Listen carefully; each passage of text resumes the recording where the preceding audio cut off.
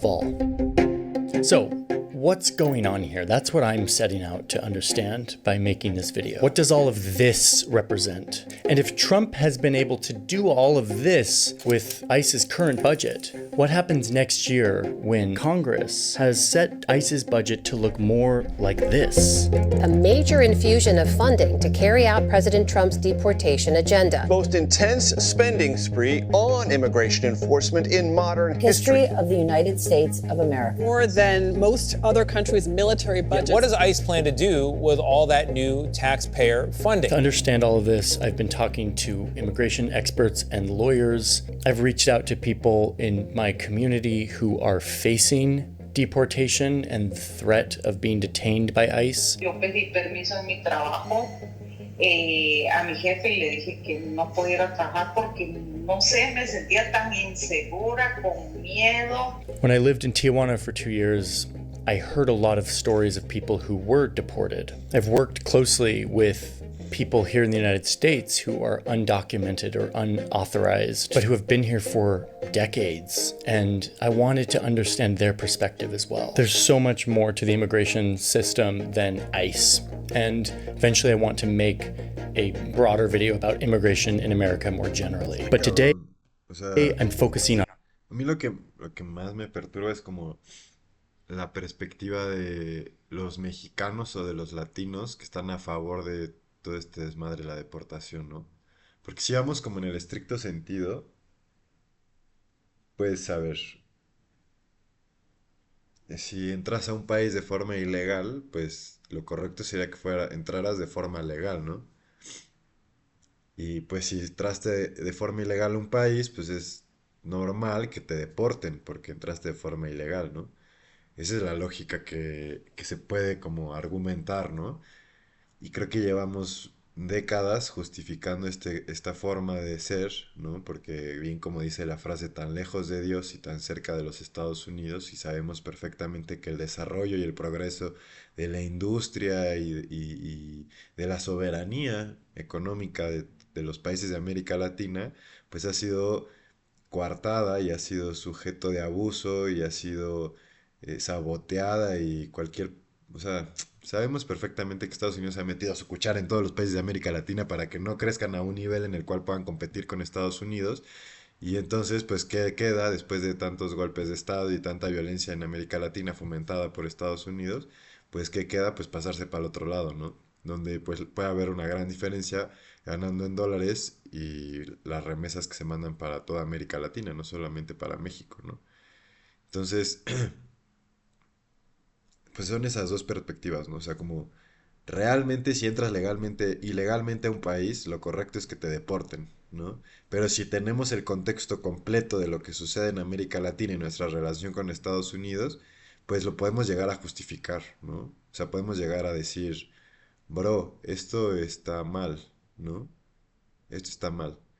Entonces, por eso se pasa, ¿no? Y qué bueno que se pasen y la chingada. Hay canciones, hay todo el asunto, ¿no? Pero bueno, vamos a seguir viendo este asunto, ¿no? ¿Y por qué Estados Unidos está deportando a tanta gente? Incluso vi que no están deportando solo mexicanos, o sea, de todo tipo. On ICE.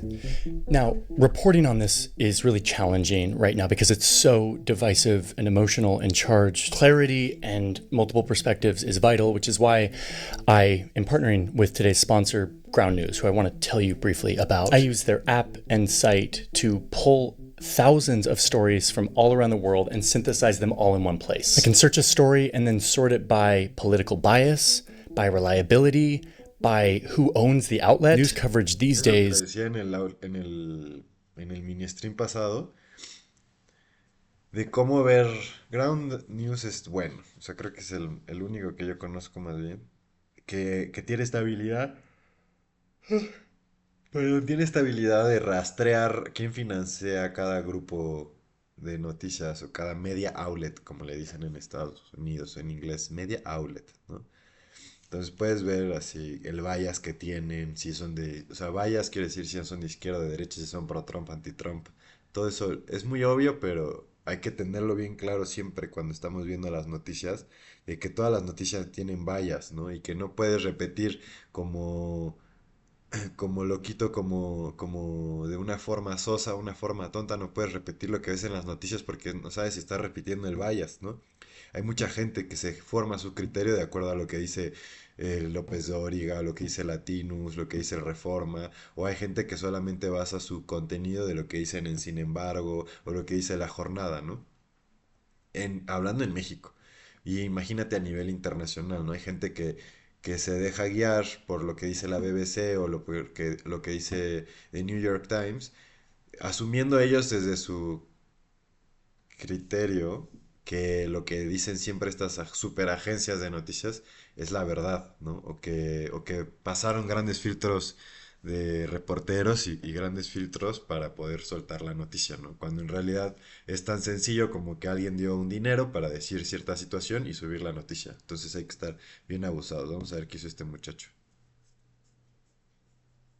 Is fragmented and confusing, and often the loudest voice wins. And so having a place where you can synthesize all the news stories in one place and see like an x-ray vision of what's behind these stories is incredibly useful. This is one reason why Ground News was recognized by the Nobel Peace Center for improving media literacy. And if you want to see how it worked on this story specifically, just watch what happens when I type in ICE. Ground News shows me all of these different stories and how they're covering them and where they fall on the political spectrum. I can quickly see that a right-leaning outlet like Fox News, which is owned by the Murdoch family, frames their headline about Trump's new funding and recruitment for ICE as crucial. It emphasizes the defend the homeland components of the recruiting campaign. And on this... Y aquí la familia Murdoch es una familia de supersionistas cabrón, que financian y están detrás de Netanyahu. Entonces podemos esperar que todo lo que digan las empresas como Fox News, que son de Murdoch's Family, todas estas empresas, pues van a hablar positivamente de los programas que implementa Trump en el mundo, ¿no? O de lo que hace la extrema derecha en el mundo, siempre van a hablar a favor. Fox News es así. Same screen, I can see that NBC News, which tends to lean left, frames this recruiting campaign as poaching local officers and how it's provoking anger among sheriffs of local police departments. Both of these headlines are true. They're just framed differently, and oftentimes the framing of a controversial issue can have more impact than the facts themselves. Ground News allows me to get this kind of transparency into coverage unlike anywhere else. There's no corporate influence on Ground News. It's completely funded by subscribers like you and me. There's a bunch of other features and tools in Ground News. When you get the Vantage plan, which is the one I have, you can get all of those. And Ground News is giving 40% off on that plan to viewers of the channel. Just go to my link. It's groundnews.com/Johnny Harris. You can also just conveniently scan this QR code if that's easier for you. I think it's like $5 a month in total, so pretty affordable to be informed. I'm really grateful that Ground News exists, that they support our channel, that they are helping create more transparency in media during this wild time. Okay, with that, let's get back to the video, and I want to introduce you to a friend of mine. I was born in El Salvador. I came to California in '93. Okay. I was 8 years old. That's Daniel. He's about my age. For most of his life, he's lived in the United States, actually right here in the DC area where I live. I learned to do carpentry. I learned electrical, I learned HVAC. I started my own company. Well, I had up to 4 employees working for me. Daniel's story is one of thousands that are happening right now in this country, and we're going to get back to it once we better understand the mechanics of our system. For now, I'll tell you that this summer... De sacar mi visa e irme a suplementar a todos estos güeyes. Yo creo que es una gran oportunidad de trabajo ahorita. Perdón que ponga tanta pausa, bros, pero ya no voy a poner tanta pausa. Vamos a enfocar. Daniel was deported. When Trump was saying that he was going to deport illegal criminals, it really didn't bother me because I was legal and I felt like I was going to be okay. His story will make a lot more sense once we understand the basics of how immigration enforcement works in this country.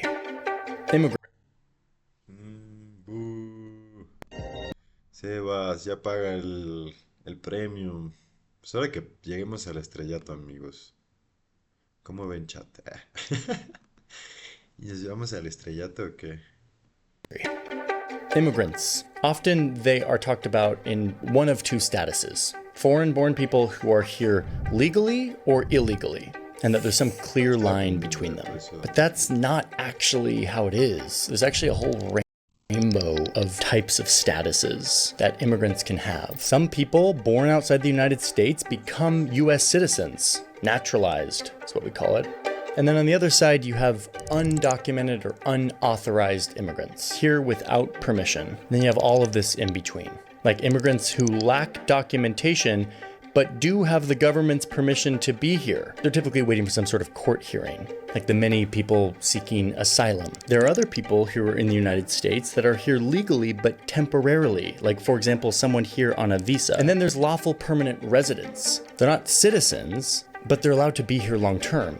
We call them green card holders. And by the way, we kind of made up this visual. This is a simplified, fairly simplistic version of all of the different immigration statuses. It's actually way more complicated and convoluted. Anyone who's in the middle of that process knows that immigration in the United States is a fairly broken and out-of-date thing, even for those who are here legally. And everyone kind of agrees on that. Republicans, Democrats. Congress may change it someday with new laws, but for now, we're stuck with old laws, and it's up to the president to enforce those laws in different ways. But for now, we'll work with this. Because Daniel, for most of his life, was here on this chart. He was a lawful permanent resident, a green card holder. So that's the first big thing that is happening here in the new administration, is that while immigration enforcement has focused a lot on these illegal statuses, people up here also have a place in this new crackdown. Each group here represents millions of people. And the people down here that don't have legal status represent somewhere between 10 and 15 million people. Let's answer the first big question,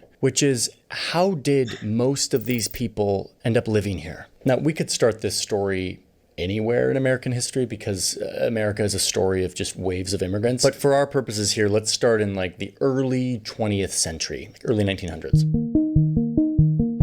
Look at the Western United States. There's a lot of land out here, but there are not a lot of people. The need for workers for the economy is a persistent theme in American immigration history. So once or twice a year, the farms here need a lot of workers to help them harvest and process a huge amount of food that's grown here. That need for seasonal, temporary labor is filled by Mexican workers for a lot of decades. Laborers who come up just to work for the season and then return back home after their work is done. And for a lot of the 20th century, this is actually legal. The US encourages it with a specific program because they know that the US economy needs it. This flow of seasonal migrant labor, mostly from Mexico, fuels entire industries in the United States who rely on workers coming from Mexico to do this essential low-wage work and then returning back home for the season. If you live in the United States and you eat lettuce in the winter, it is almost 100% certain that that lettuce came from around here, and it was very likely harvested by migrant labor. Okay, so let's get back to the early 20th century. There are Mexican workers coming up for the season, and this is totally legal. But then in the 60s, that changes. Congress does its job. It used to do its job back in the 60s and pass laws that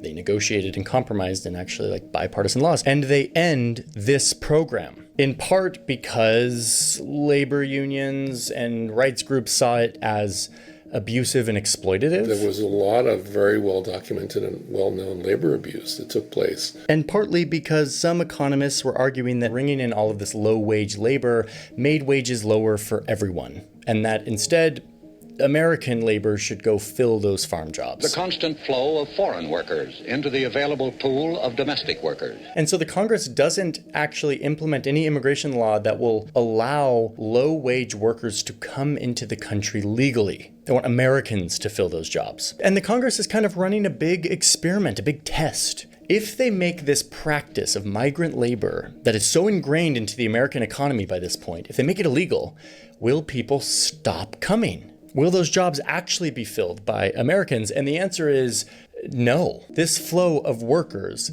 continues. The need for these workers continues, and so the flow of those workers continues.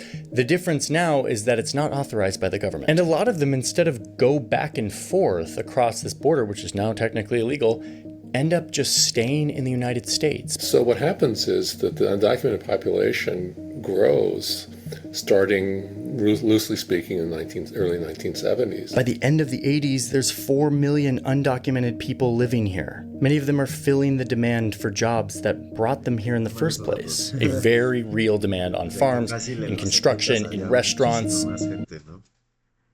Muchísima más gente. 4 million undocumented people living in the United States. Congress sees this as a growing problem, so they decide to get tough on immigration.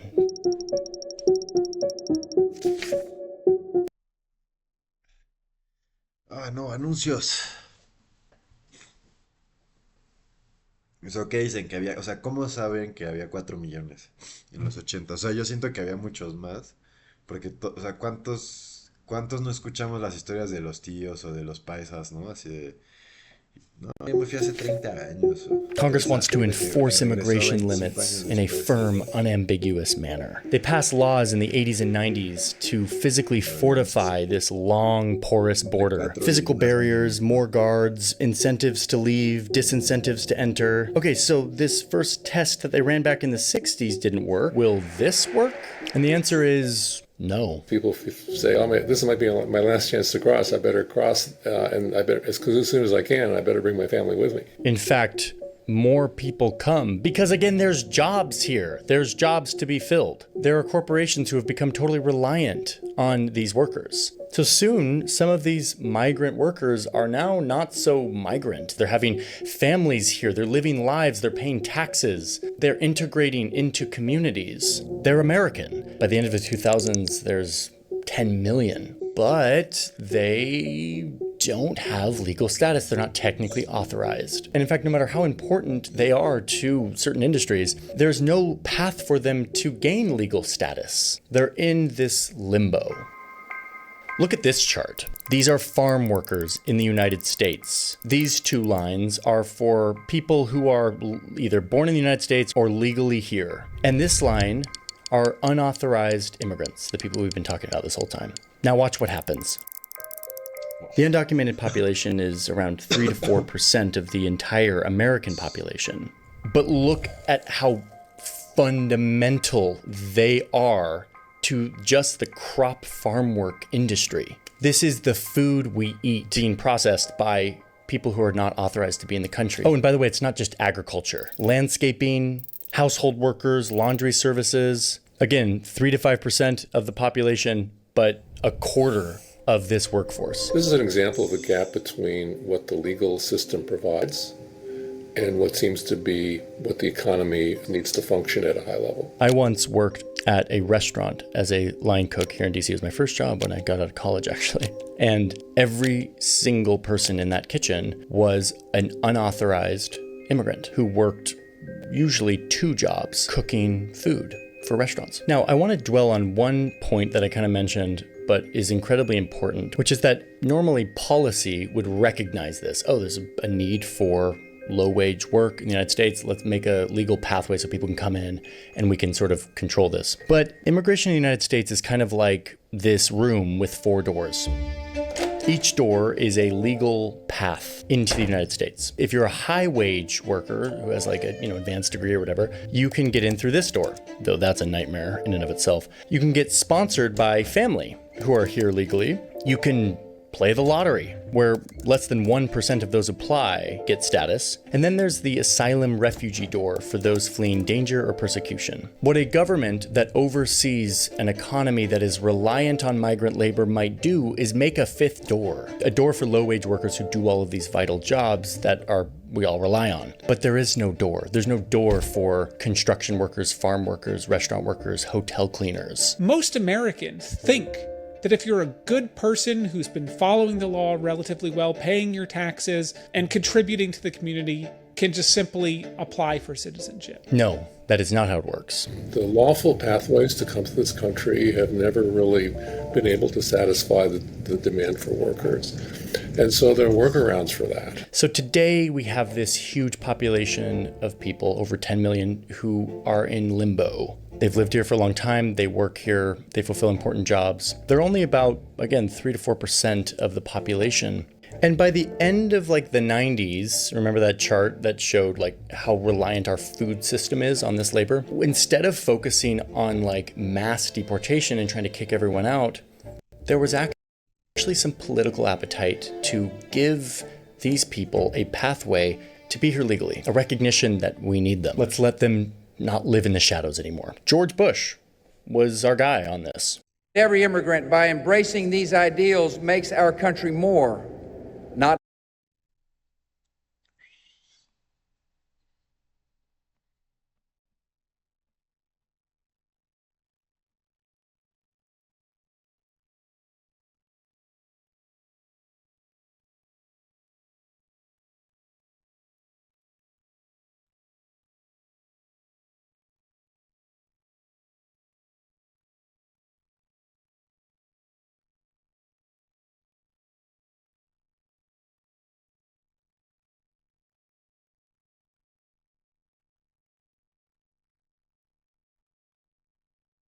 Fue el internet.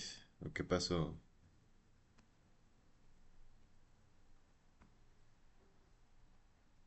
Está.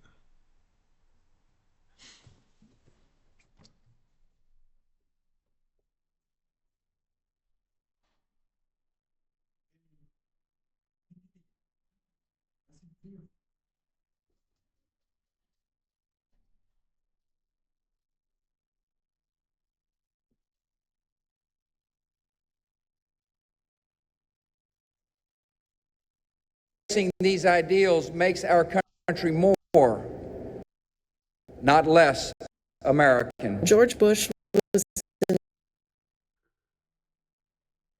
the middle of sort of negotiating sort of a new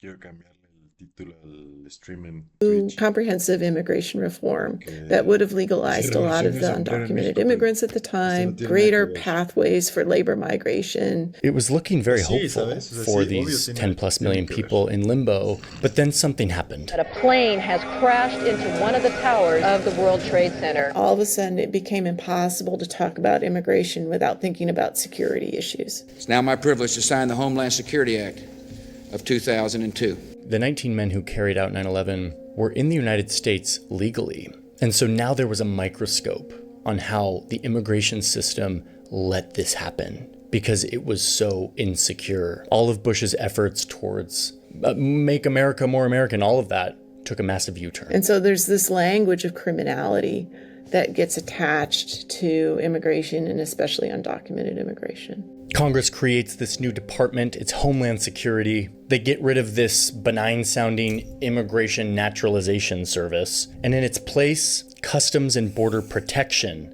Immigration and Customs Enforcement. The country was reeling after 9/11, and a more militarized, security-focused version of immigration, border protection, was one of the ways we felt more safe. When we decided to cover this story about immigration, I reached out to all of you to ask what angles you're most curious about. What do you feel like you're not getting from the news? And I heard a lot of you tell me that you feel overwhelmed, confused, even sort of anxiety induced by the news, by your news feed. I feel that too in today's news cycle. This is why my team and I have been working on creating a new space to interact with these topics that is more about understanding and dialogue than it is about the kind of attention-grabbing, anxiety-inducing nature of our current media. This is what New Press is. Our main goal is to make our reporting more transparent and to make your experience to expand the use of detention centers, like immigration jails. Wait, but I thought ICE just deported people. If someone is found to be here illegally, unauthorized, why not just deport them? And the answer is the US Constitution. The Fifth Amendment, which says that every person here is entitled to due process of the law. Every person, not every citizen. Every person gets a trial. They get their day in court to represent themselves, and we got to abide by it. It's the rule of law here in the United States. Though that's kind of being stress tested at the moment, as we will see in a minute. Anyway, my point is that detention centers are, in many cases, where migrants awaiting their hearing and their trials are held. They're jails. Did you know that there's a difference between prisons and jails? Jails are just meant to hold people temporarily while they await some process. Prisons are meant to punish people with being convicted for a crime. Detention centers are kind of supposed to be like jails. They are supposed to be temporary and not a punishment. Okay, so now we are post 9/11. ICE exists. It's a new era of immigration. And since the creation of these agencies, Congress hasn't passed any major immigration reforms. It's been up to the president to enforce the laws that exist, that were made all those years ago. So let's see how Obama chooses to do this. I believe that we can be a nation of laws and a nation of immigrants. That quote kind of sums up how Obama did it. He wanted to pass laws around immigration and actually make like some legal form for people to have a pathway to citizenship or to permanent status. But he also wanted to show that he wasn't soft on immigration. And in fact, he soon becomes known as the deporter-in-chief, a nickname that he earns by deporting a lot of people. He deported a lot of people just at the border who were coming, but then he also used ICE to deport people from the interior. And Obama was really all about focusing on criminals, people who were actually like a threat to society. And let's be honest, tracking down, rounding up, and deporting millions of people isn't realistic. And that's why we're going to keep focusing enforcement resources on actual threats to our security. Felons, not families. Criminals, not children. This is something I didn't know before reporting this story, and it's super important. During this time, the principal way that ICE would find people to deport wasn't just going in and like raiding a workplace. In order to understand ICE operations, you have to understand that historically speaking, for the last 20, 30 years, the primary source of ICE arrests has been people who are held in local jails or state jails or federal jails. ICE would rely on the local police in some town. There might be a lot of undocumented immigrants in this town, some of whom have criminal records. But this one got arrested and is at the local police station. They call ICE. ICE goes over. Oh. Odio los comerciales. Neta los odio. Imagine being able to build anything just by thinking about it. Meet Base 44, a complete AI creation platform.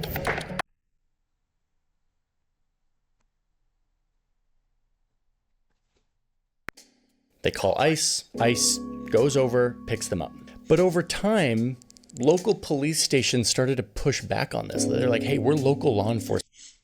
We're not like immigration enforcement. It created all this mistrust in these communities where now people without status would be afraid of the local police because a small run-in with the police could mean deportation. So some police departments stop playing ball when they have someone in custody who doesn't have immigration status. These are called sanctuary cities. I'm gonna be totally frank. I used to think sanctuary cities were like cities where immigrants could come and there would be zero like immigration enforcement at all, and that like ICE couldn't come into. I now understand it for what it is, which is they're cities where local law enforcement treats undocumented immigrants like anyone else. They don't hold on to undocumented immigrants for even longer just so that ICE can come pick them up. If they can make bail, they get to go, just like anyone else would. So Obama's deporting tons of people, and meanwhile, there's a larger conversation happening around immigration. Part of that conversation led by this guy. When Mexico sends its people, they're not sending their best. They're sending people that have lots of problems. You can call it whatever the hell you want. They're gone. Trump runs a campaign that is highly antagonizing of immigrants, really framing them as criminals, and he wins. One of the first things he does is he changes how ICE can arrest people. Instead of them focusing on people who are in police custody already or who have a criminal record, ICE is now authorized to pick up anyone who they find along the way who might be here illegally. This is called collateral enforcement, where you have officers going after people not because they are a high priority, but because there are more of them than the people that are high priorities. This is kind of, I think, when a lot of us learned what ICE even was. ICE raids become much more visible under the first Trump presidency. Nearly 24 law enforcement agents surrounded this suburban Texas home. Raided convenience stores, checking papers. Arrest more than 100 people at once. ICE officials said operations like these are a harbinger of what's to come. The other big theme of Trump's first presidency is how he got shot down by the courts over and over. He tried to do this Muslim ban, and the judicial branch, which is the courts, found it illegal, and he tried to tweak it, and they found it illegal, and he wasn't able to fully exercise his vision on immigration because a lot of what he wanted to do was technically illegal. He tried to cut federal funding from these sanctuary cities. Once again, it's found illegal by the courts. He's not allowed to do it. He tries to end the program called DACA, which gives protected status to a few 100,000 people who came here as children, but once again, blocked by the courts. So you can kind of see that Trump V1 was not very successful in this sort of widespread crackdown on immigration that they envisioned because they didn't have their legal house in order. They were pursuing things that were just blatantly illegal. But they would learn from this. Trump's policy architects would learn from all of these mistakes, and they would be ready next time. But here comes Biden. The President-elect of the United States of America, Joe Biden. Biden wins, and boom, look at this graph. People are coming to the border, partly because the notoriously anti-immigrant president is now out of office. And that's what this chart is. You had people showing up at the border truly... ese anuncio de, hola, soy no sé quién colombino y soy asesor en cuestiones legales. Bienvenidos a... Aquí, la administración Biden quiere que trabajes aquí si tienes... No sé si vieron ese anuncio que en la época Biden estaba con todo, güey. O sea, querían meter a huevo. Millones de personas querían meter al mismo tiempo. Aquí a... Bueno, aquí, ¿no? Allá a Estados Unidos. Y sí, metieron millones. Millones metieron. Believing that Biden had said any migrant could come here, but also because COVID destabilized the economic situation in a lot of South America, and the United States survived COVID economically better than any other country in the world. Many of them are deported, but for logistical and diplomatic and legal reasons, many are released into the United States while they wait for a hearing. Remember this status?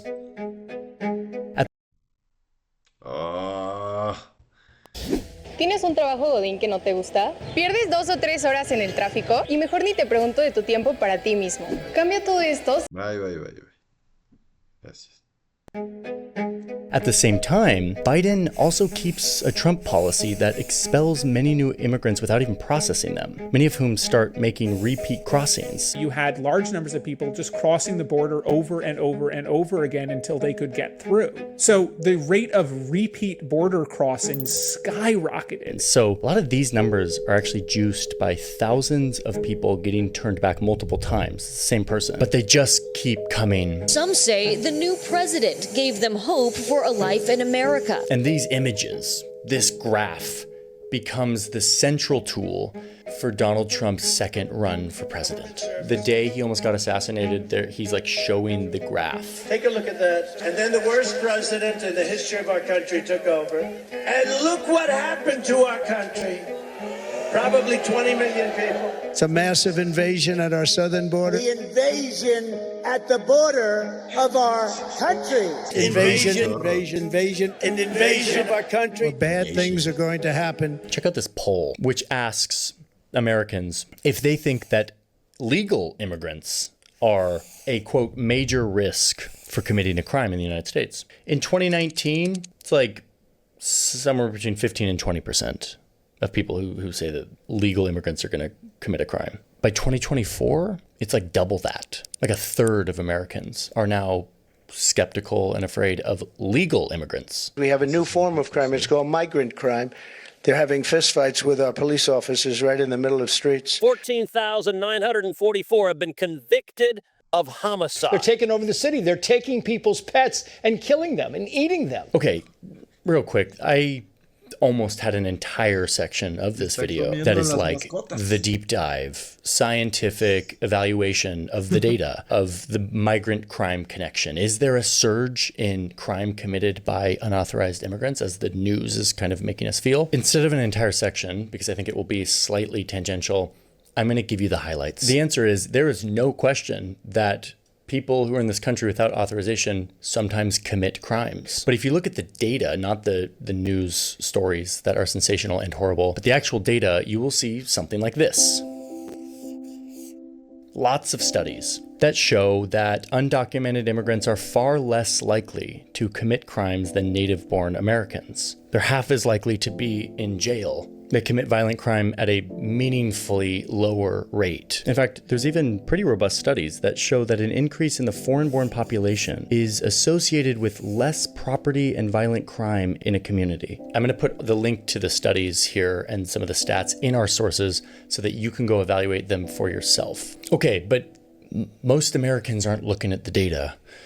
They're watching this. A murder committed by a man in the country illegally. From Peru. An undocumented farm worker. Another undocumented immigrant. Accused in a gruesome crime. So Trump rides this wave. It's like his central message in the 2024 presidential campaign. And he makes a big promise. The largest deportation operation in American history. We have and then he wins. Donald Trump will be the 47th president of the United States. I will not let you down. America's future will be bigger, better, bolder, richer, safer, and stronger than it has ever been before. And this time, his people are ready. In the first Trump administration, they kept losing. They had poorly drafted rules that judges struck down, and you learn from failure. On his first day in office, Trump declares a national emergency on the border. He sends the military there, he freezes the refugee program, he suspends asylum, he revives an 18th century war law to justify deporting gang members. He makes it way easier to just deport people without due process, which you can do through some loopholing and some like maximalist reading of the law. No hearing. He directs immigration judges to look for anyone who is in this limbo waiting for an asylum hearing and to fast track deny them without a hearing to get them deported faster. He rolls back temporary protected status for a few 100,000 people, tells them it's time to go back to their country. He revokes student visas, and he offers $1,000 for any undocumented immigrant to self-deport. They literally call it a exit bonus, which sounds like a HR corporate America term, which I guess that's not surprising. He says that anyone who is meant to be deported and doesn't go will get a fine that is $1,000 a day. His goal is to deport 1 million people in his first year in office. But he has a problem. This chart. People, unsurprisingly, have stopped coming to the border. Now remember Obama, the deporter-in-chief? He deported tons of people, 400,000 people at the height. But a huge amount of those people were from the border. There's barely anyone coming to the border now. So to get his 1 million deportations this year, he needs to focus on the interior, all of this. In other words, estos comerciales lo arruinan todo, ¿no? Bueno, eso sí me gusta que ya ni escuchamos el anuncio directito. Nos llevamos 31 minutos del video. In other words, he needs ice. Federal agents launched raids in one of the first visible signs of President Trump's mass deportation plan. Immigration and Customs Enforcement will no longer avoid sensitive locations like schools and churches. Now anyone is fair game for enforcement and to be detained and deported from the U.S. If you're in the country illegally, you're on the table. First things first, he once again revives this authority for ICE to pick up anyone they stumble across when they are doing an operation. Like if they're going after a drug dealer that they know is an actual criminal, if they find anyone along the way that doesn't have papers and that they have a reasonable discretion to think that that person is gonna flee, they can detain them. But ICE doesn't have enough people for all of this at first. So Trump starts taking people from other agencies, other law enforcement agencies, thousands of federal workers from the FBI, the Drug Enforcement Agency, Alcohol, Tobacco, and Firearms, the U.S. Marshal Service, thousands of people doing important work of law enforcement now being reassigned to pick up unauthorized immigrants. And where do they turn? Anywhere they can. Restaurants. They come in here with guns and then their faces are covered. Factories. Anxious relatives of employees waited for updates. A child's birthday party, saying that they're targeting gang members, but detaining people as young as 3 years old. It remains unclear how many of those arrested are actual gang members. And they're not just focusing on strictly unauthorized, undocumented immigrants. They're arresting green card holders. He is a legal resident. The agents took him to a cemetery and beat him several times. They're deporting people to countries that they're not even from. They're deporting people who are following the rules and going to their hearings, who are entitled to due process by the Constitution. ICE detained 20-year-old Dylan Contreras, a high school student, on May 21st after attending a mandatory immigration court hearing. This is the chart of ICE arrests. Here's where Trump takes office. You can see how things spike. And this gets us back to Daniel. Before him being elected, he was talking about sending all of the illegal criminals back to whatever country they were from. But in my mind, I wasn't illegal. I was legal. So, to be honest with you, I didn't really take it too serious. In March 2025, Daniel was detained. He was a green card holder, remember? Had been here since he was a kid. He was a business owner, an employer, but technically, he had a record. I did get in trouble as a teenager. I found a little joint of marijuana in the vehicle. So even though this was decades ago, didn't matter. He gets put into a detention center that is run by a private company while he awaits a hearing. Food is really horrible. The milk is already spoiled. Like, as soon as you open it, like, you could smell it. Pieces of bread, it had mold. I lost 35 pounds in less than 2 months. Like, mentally, they were breaking me down. I said, I feel like I'm gonna die. Immigration jails are wretched places to be, so much so that I don't think it's possible to have a fair immigration court process while you're detained, because so many people just don't have the psychological fortitude to maintain that for the months it takes to fight your case. The showers were nasty. It would be flies, mosquitoes all over. The facilities are dirty. They don't give you no sheet covers. You sleep on the floors, on the open ground, not no mattress. The officers would tell me, hey, listen, they tell us that you guys don't have no rights.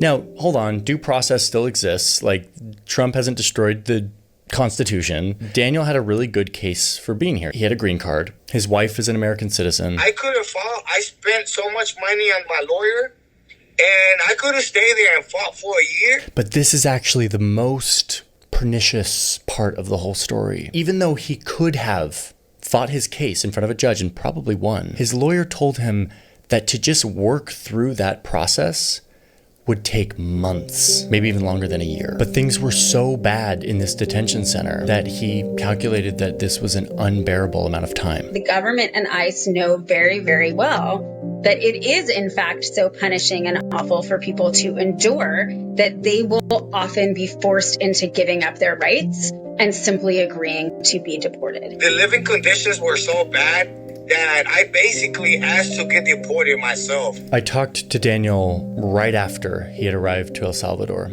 after being detained and then deported. I'm still trying to adapt to the heat over here and the way people talk, because everywhere I go, they know that I'm not from here. And I started to get really curious why he was a target. Green card holder, business owner. And then I put it together. It comes down to the numbers. Even after this huge initial crackdown right after Trump took office, they still weren't hitting their numbers. This is like way too hard. And this is when Stephen Miller, who's seen as the architect of Trump's immigration crackdown, gives ICE a quota. We are looking to set a goal of a minimum of 3,000 arrests for ICE every day. 3,000 arrests a day. I don't actually know if that's a lot or little. I wanted to put this into perspective. So let's just sort of compare it to something else. Like New York's police department, they're pretty big. They probably do a lot of arrests a day. Well, it turns out they arrest about 700 people per day, and they have about 36,000 officers. This is officers, this is arrests. ICE has about 6,000 officers focused on their deportation efforts, and they have to arrest 3,000 people per day. Okay, that's a pretty big number. And what we understand is that the pressure those line agents are feeling to make as many arrests as they possibly can is unimaginable. So starting this summer, just a couple months ago from when I'm recording this, we started to see the results of that quota, of this pressure. ICE detained him because they thought he was part of the protest and he was just driving through. Why are you doing this? A woman was arrested in front of her children as she was about to take them to school. The chaotic face-off between federal agents outside the facility. They broke his car window right there, pepper sprayed him in the car. Let's go back to this graph that we started the video with. Remember our three colors: convicted criminals, people charged but not convicted, and then no criminal charges. That's this bottom line. Trump takes office here, all of the lines go up. Stephen Miller gives ICE their new quota here, and look which line goes up. To meet these quotas, ICE is leaning further and further into finding anyone they can justify deporting. And just recently, these lines crossed. Okay, but here comes the problem that we maybe could have predicted if we were listening to the first half of this story, which is the US economy needs these people. There are industries that rely on their work. And business owners, corporations, a key part of Trump's fans, start to get really angry that Trump is raiding their workplaces and deporting their workforce. So here he is coming out with a Truth Social post saying that his aggressive policies are taking very good long-time workers away from them, with those jobs being, quote, almost impossible to replace.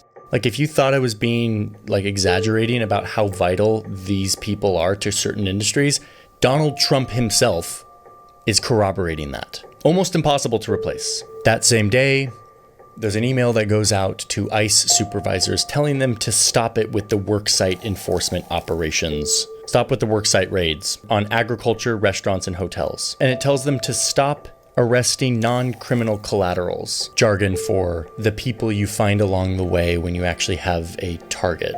Let's see what happens next to our graph. Well, this line, arrests of immigrants without a criminal record, slows but continues to go up. They still have to meet their quota, and everyone is still a target. Incluso me despierto a veces toda así con el corazón latiendo y le digo a mi esposo, yo creo que nos vinieron a buscar. I talked to Maria, not her real name, who is one of these people that are now a target.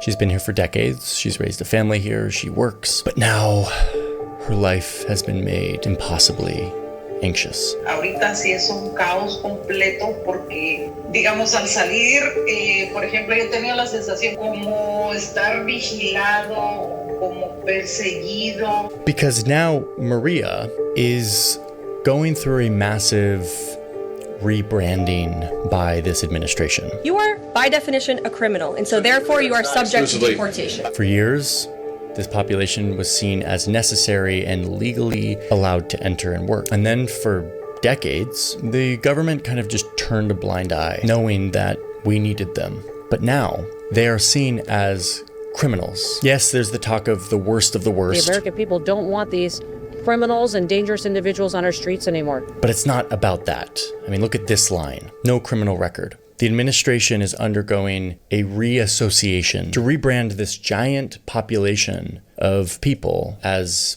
every one of them a criminal, every one of them fair game to be detained and deported. Le soy sincera que no he dormido. Digamos, por ratos duermo, por ratos no. Mi hija, la mayor, ella me dice, mami, no te preocupes, me dice, si nos tenemos que ir, pues nos vamos. Pero la verdad, soy honesta que, pues sí, allá están mis padres y todo, pero no fue tan fácil estar aquí. Is this new?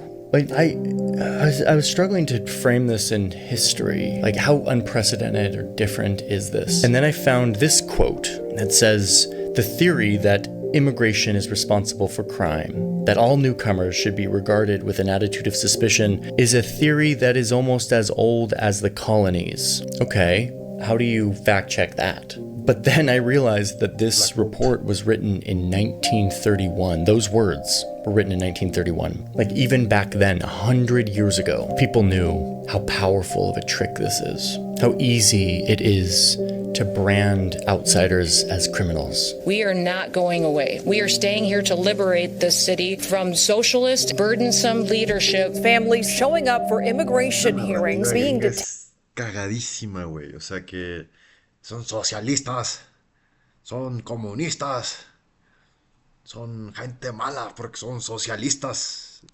Así, son narcoterroristas socialistas. Está cagadísimo cómo pueden juntar así milicias de Medio Oriente con el narcotráfico y el socialismo, güey. Sí. Está bien loca la narrativa gringa, güey. Y está más cabrón que la gente se lo crea. O sea, que viva con esas ideas en la cabeza. O sea, que puedan fusionar estas. Por ejemplo, dicen que los narcos mexicanos, o bueno, no sé, algunos narcos, tienen relaciones con Hezbollah, ¿no? Y ahorita lo que acabamos de ver de esta señora diciendo, son socialistas. Y el miedo que le tienen a... O sea, se me hace muy chistoso, nada más. O sea, que no tienen nada que ver una cosa con la otra, pero se la comen todas. Detained by ICE agents right after. 2 people pepper sprayed outside the ICE facility. Federal agents slamming a 79-year-old business owner to the ground. A mother to the ground. ICE agents shoot and injure a woman. Homeland Security says its operations are about immigration laws, not instilling fear.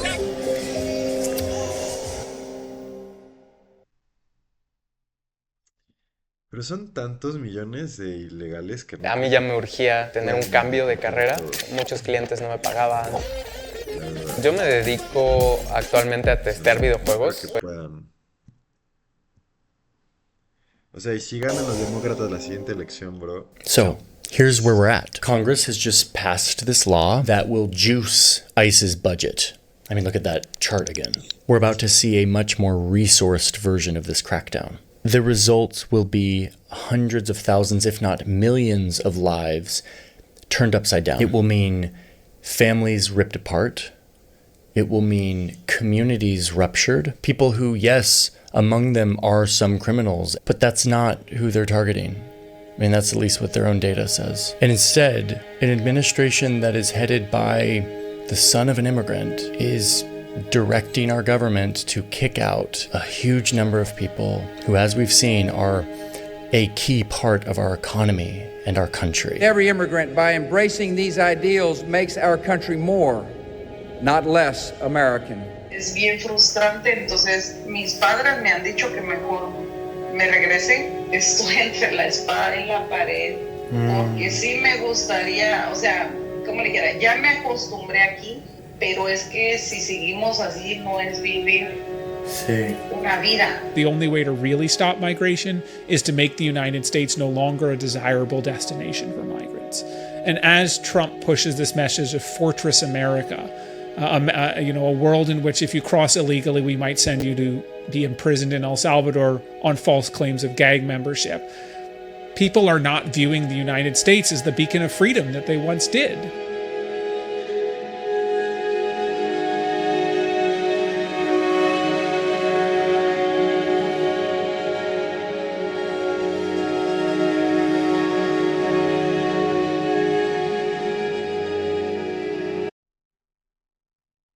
Fuerte, compañeros. No, la verdad que fuerte. O sea, no creo que...